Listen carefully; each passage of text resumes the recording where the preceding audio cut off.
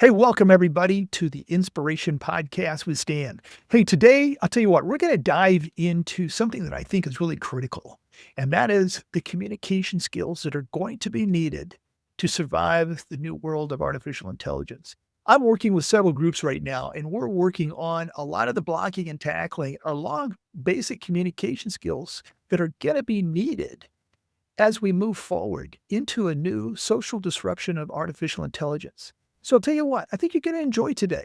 Let's kick back. Let's get a virtual cup of coffee and let's relax and let's talk communication on the Inspiration Podcast with Stan. Hey, I'm Stan Gibson and this is the Inspiration Podcast. Let's get to it. This episode I actually recorded last week and I finished it. Took about a half a day actually because I had a lot of things going on.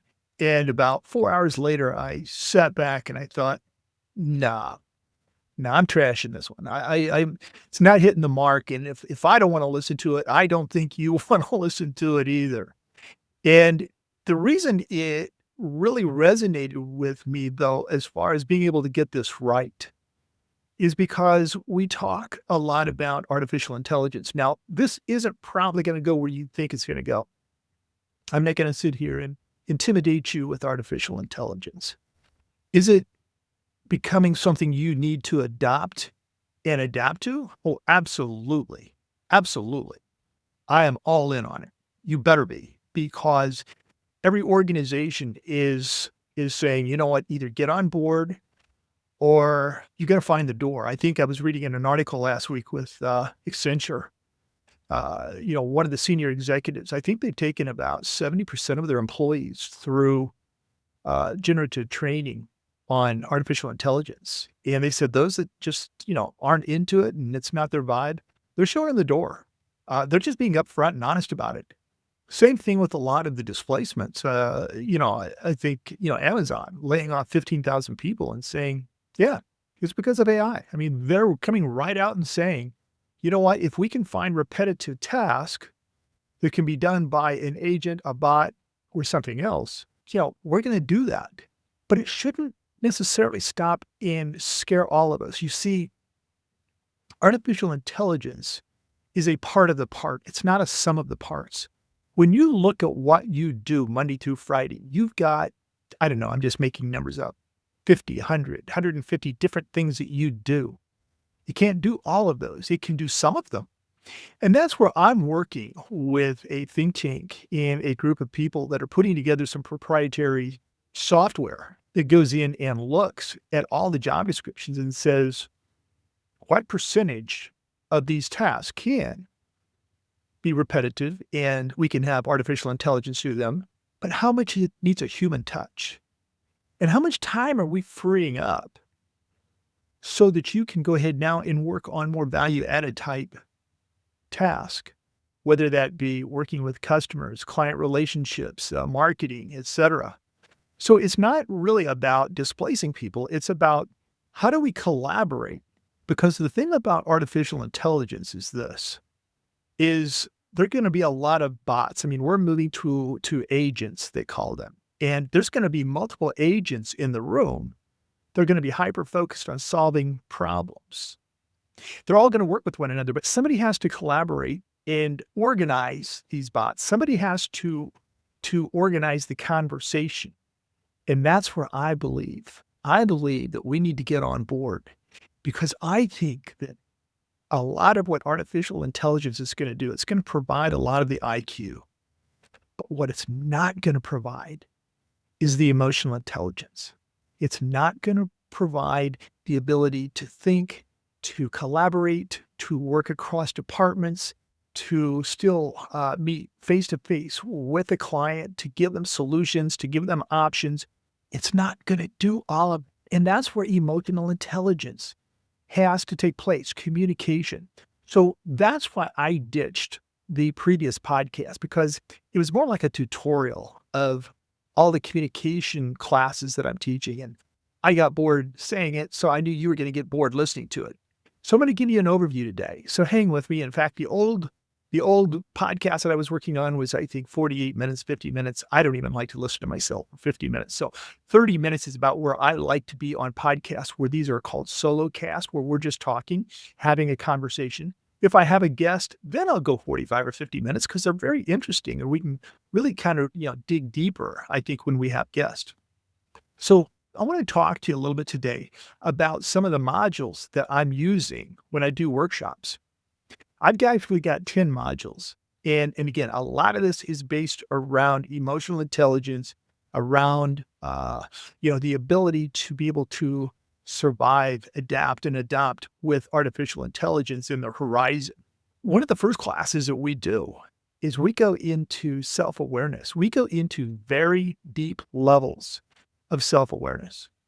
And the reason we do that is because I really want individuals to know who they are and who they're not. I want them to know when they're their best and what their kryptonite is. And it's one thing for an individual to be able to do this and craft paragraphs of when you're at your best or your kryptonite. It's one thing for individuals to do this and to really find out where they're the Michael Phelps or the Katie Ledecky of a swim lane, which I think makes life a whole lot easier when you know this. But it's another thing when you have your entire team sitting around the table discussing their strengths and their kryptonite, and you're able to start to have a conversation and awareness from a team perspective. This starts to build trust. It starts to build authenticity. And now you start to see culture change. So we spend a lot of time working on self-awareness, team awareness, understanding how to use. I have processes that I use that involve the Clifton Strength Finders, but also another process that takes it to a much deeper level called the Genius Spark that was, developed by Rex Miller, a friend of mine from Texas. And it's a fascinating tool because one of the things it does too, then it helps us work on conflict because we're not all wired the same. And so we have part of one of the modules is on conflict. In how do we work with conflict? How do we lower the temperature in the room, but yet keep focused on the intention of the problem? Because again, with artificial intelligence, the stakes are getting higher. The room temperature is getting higher. And how do we go ahead and deal with conflict? Because now it's more about collaborating. It's not a top-down hierarchy like it's been forever. No, it's definitely going to be a flatter organization. It's going to be multi-departmental communication. Tax is going to be talking to HR. HR is going to be talking to finance. Finance is going to be talking to marketing. They're all going to have to be networked, working together. That's going to be how organizations survive going forward. They can no longer be solo and working in this, solo environment. So when we talk about self-awareness and we go into this deep dive, we also go into how does the brain work? How do we deal with neuroplasticity, which is the ability for the brain to expand? How do we deal with the reticular activating system, which is the brain's ability to sift out what we don't need to hear and what we do need to focus on? And how do we then start to get rid of all the voices in our head that are being fed to us from social media, from friends, from family? How do we get to tuck those away and sift and focus on what makes us a better version of ourselves? So we talk a lot about the brain and how it works. We've also moved into recovery. We're working at incredible speeds today. I mean, our pace is, I don't know that I know, I used to work a lot of hours back in my earlier years. But I think that that's becoming a norm anymore, unfortunately, especially with working from home, especially with the digital capabilities that we have. So we're working on what is all the neuroscience? What is the science around sleep, around nutrition, around, recovery? And recovery is different for everybody. We really used a lot of the intel that we learned during our self-awareness to customize recovery for each and every one of us. For some, There's going to have to be some definite downtime, some time away from digital devices. For some, that's too much recovery, and they've got to kind of have a little bit of a give and take as to whether it's digital recovery, whether it's being on the beach, whether it's running, it's exercise. Anyway, we have customized recovery for everyone. The next thing, that we did was, most importantly, we've started talking about communication. You see, I think, and I really firmly believe that with artificial intelligence, nobody's going to be the smartest person in the room anymore.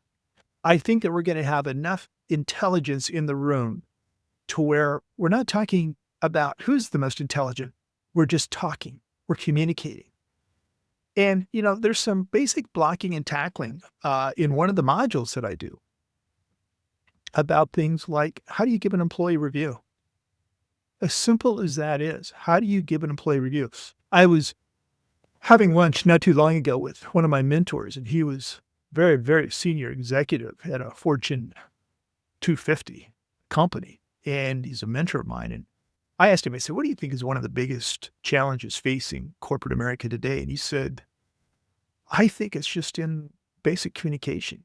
And he was really even singling out the emerging leaders, those coming up in their 30s and 40s, having the ability to even give and receive employee reviews.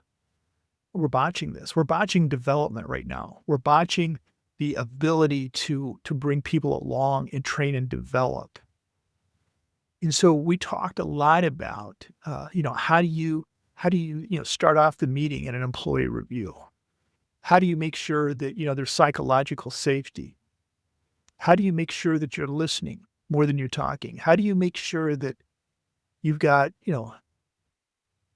at least two things that you're going to talk about where they need to improve? And more importantly, is how do you shift the conversation to letting them talk about where they need to improve? Because typically, the two or three things you've got on your list, they're going to bring up. And when you get them to go ahead and start to talk and to have that psychological safety, they're going to launch into some things that they want to work on. And that is the perfect opportunity for the manager to not have to come in and say, here's what you're not doing well, but to say, how can I help you? What can we do? And, from a KPI perspective, or from metrics, or from just, more intentional training, what can we do to overcome some of these issues? And we talked a lot about, there's different emotional states that people come into when they come into employee reviews. There's 3 different emotional states, and we talked about each one of those emotional states, and you've got to get on the same emotional state as the person across the table from you, and eventually shift that emotional state into one where they're receptive and you're able to go ahead and give good, honest, direct feedback. Because sometimes they're coming in an emotional state. And you might want to match the emotional state, but you also might want to adjust it down over time and make sure that they're in a receptive mode. So, some of the next things that we talked about, we really went into deep conversation about critical communication skills. And, there's 3 that I mentioned. One is strategic silence. The second is the power of reframing. And the third is listening with intention.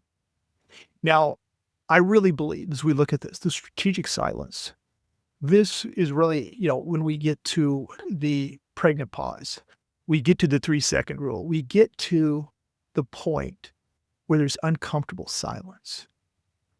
So often as managers, the first thing we want to do is we just want to dive in and start solving. Never works. Never works. And I will tell you what, the ability to listen, and I know we hear it, we've probably taken classes on it, we've read books on it, but we still are not really very good at it. We suck at it, quite honestly.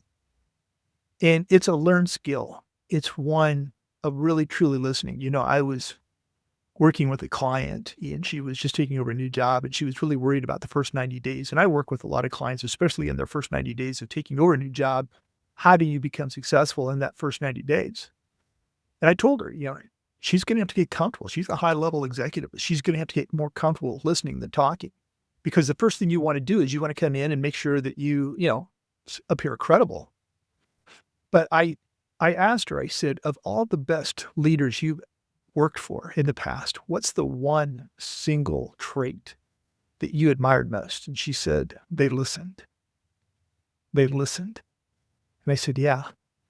And that's what they're going to notice is how you listen, how you ask what I call killer questions. You see, the first question we typically ask to someone that, whether it's a peer or they report to us, we're going to get feedback basically that is mirrored back in some kind of format that they think we want to hear. And that's not the solution. That's not the root problem or getting to the root of the problem. You have to have that pregnant pause, let them think, have that psychological safety, and then follow up with, tell me more. And when you say, tell me more, and you start to give them the permission to think freely, they typically start to come up with a little bit more of a meaningful answer. And when you continue to listen without formulating your next thought or here's how I'm going to solve it, but you just listen and you start to let your brain start to say, that's interesting. So here's what I'm hearing you say. And that moves into the second component is reframing. So here's what I'm hearing you say. And you're able to go ahead and you start to talk more and more about, here's what I'm hearing you say. Can you tell me more though? I think, am I missing something? And it isn't until you get to about the third part of the conversation where they start to articulate an answer to you, it's coming from them. It's coming from their heart. Now you're getting to not only the root of the issue, you're starting to be able to now say, okay, now I think I'm hearing voices other than my own that start to make sense.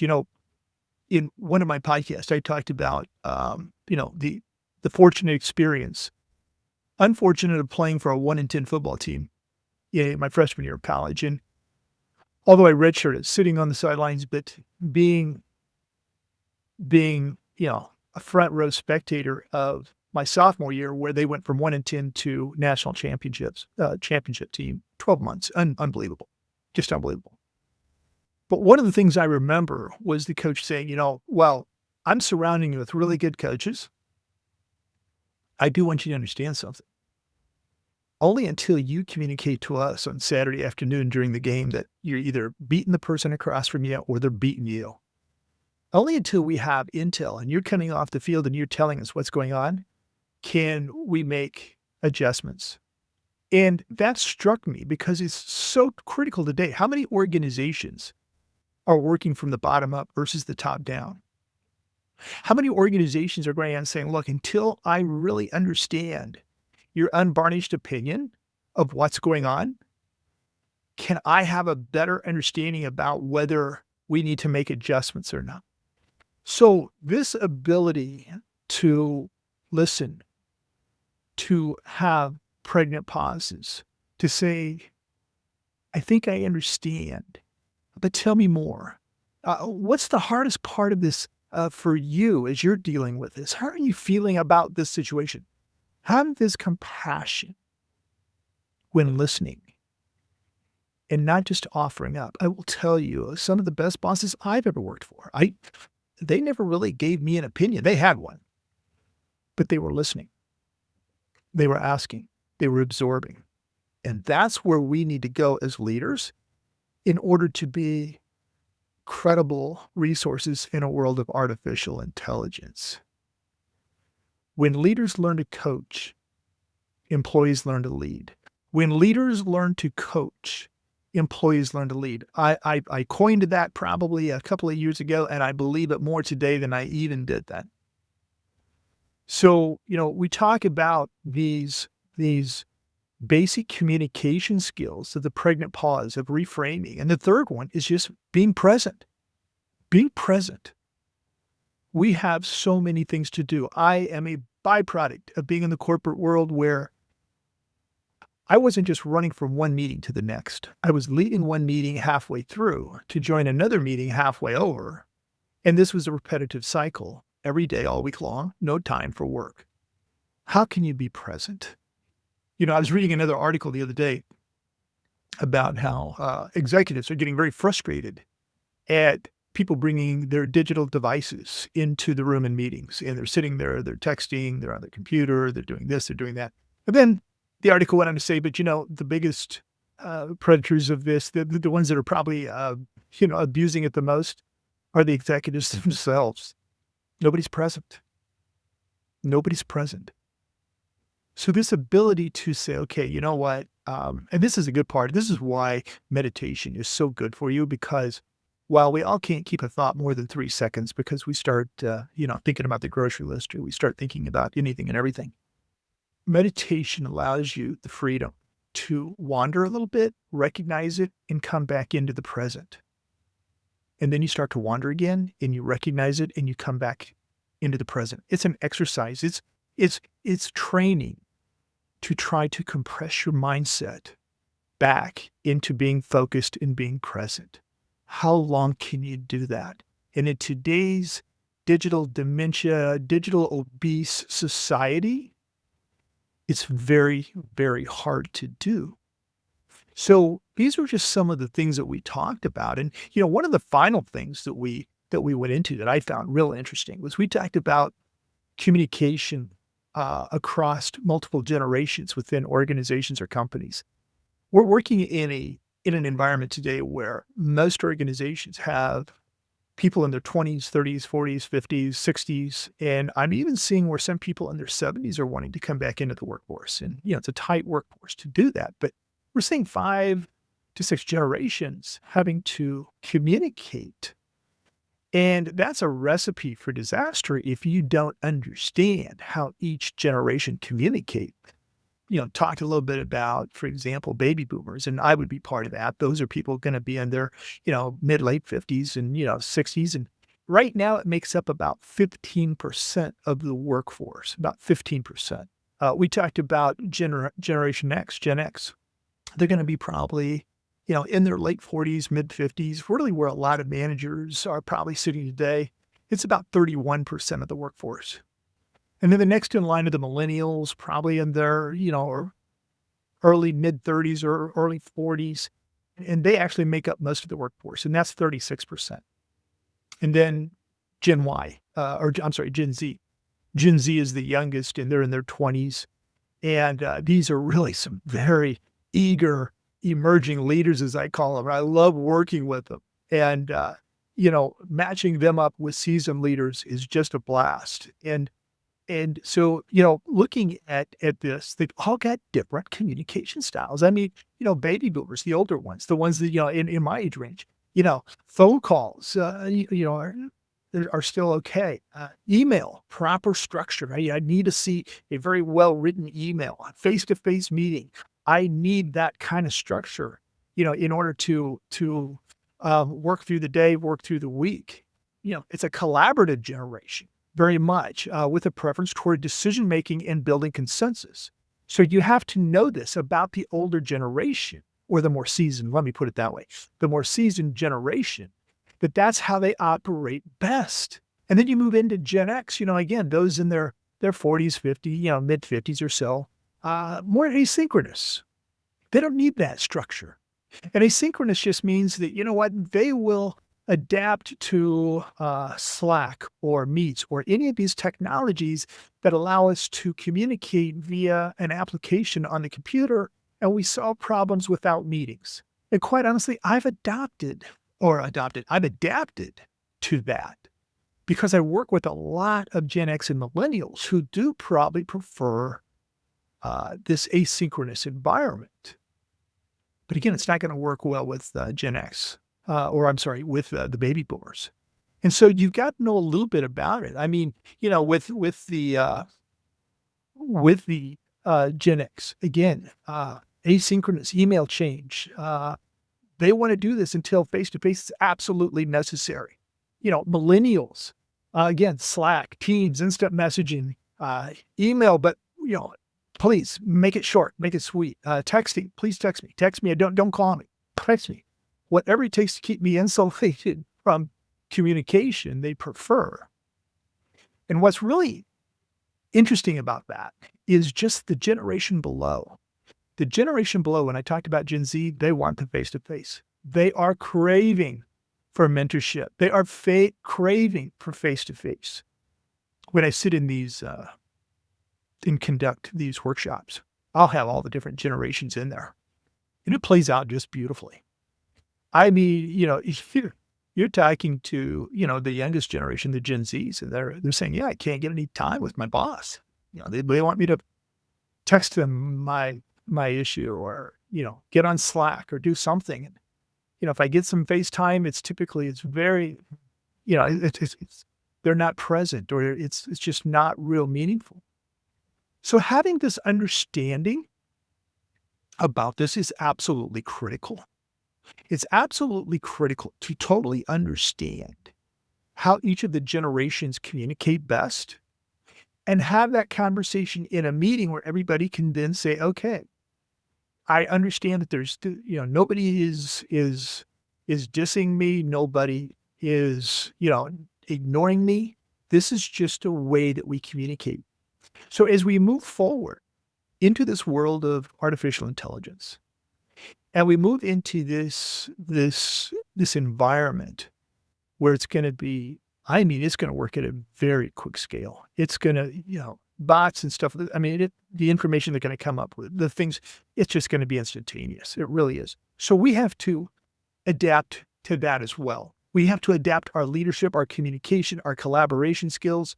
We're going to have to adapt, and we're going to have to be all in. If you're not all in, you're going to be left behind. So there's going to be some groups that really, it's going to be very interesting, because I still think that there is a really great avenue for people that have vocational skills, that have the ability. Can bots do plumbing and woodworking and do welding and do all this stuff? Yeah, but somebody still has to manage it. You still have to go all in and have communication skills, but something might have more precision attached to it on the vocational side. But it's not going to be for a while. We've got some time, but you better start taking the time now to educate yourself, to become better with communication skills, to become better at collaborating and finding out how to deal with conflict. So these are the things that we're working on in the modules that I have. And one of the things that we're even going to start working on is how to have really great people skills when it comes to just memorization and recall, memorizing names. How do you filter all the digital applications to where you get, single feeds versus 25 feeds of information, and you're able to go ahead and think in a more succinct manner.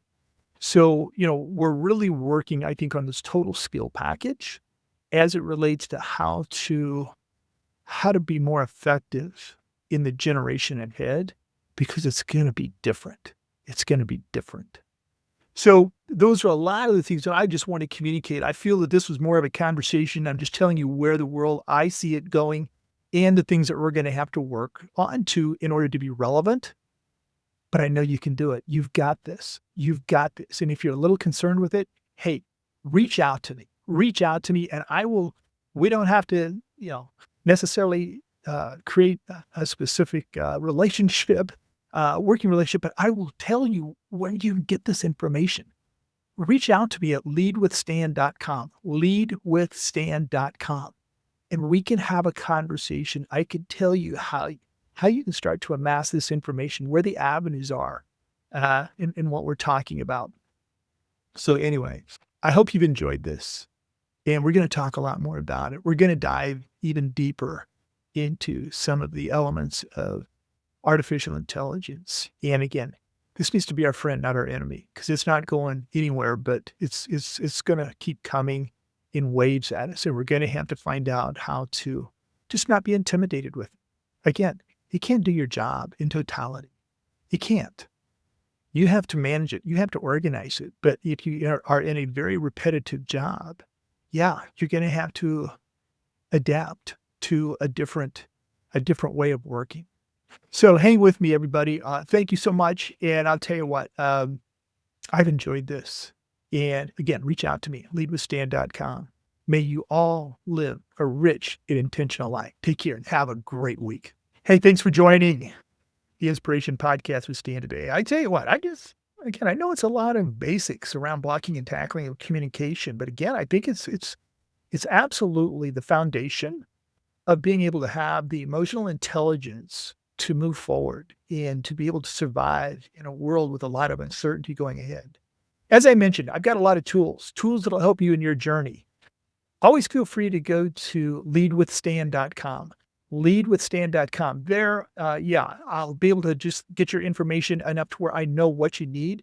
But I do have two tools that I always give away, and one of them has to be around well-being. The other one has to be around from chaos to clarity. But they're my most requested tools. They're ones that will help you in your journey from a leadership standpoint. But again, leadwithstan.com. Leadwithstan.com. And the other thing that will help you with is if you're not on my email list, I think you might enjoy it. It's got a crazy open rate. And what I mean by an open rate is over 58% of people open it every week. And typically the open rate's around 10 to 15%. But anyway, I do pour a lot of heart and emotion every Monday into writing my newsletter because it talks about leadership. It talks about well-being. It's inspirational. It's positive. It's the things that we don't catch enough of in today's social media. So again, leadwithstan.com. Just reach out. Love to share anything I've got, but I'll definitely give you two of my most requested tools that will help you in your journey. May you all live a rich, intentional life. Take care and have a great week. Well, that's it for today, my friends. I hope this conversation sparked something meaningful for you. If it did, share it with someone who could use a little inspiration too. You can find more tools, stories, and coaching to support your journey at stangibsonspeaks.com.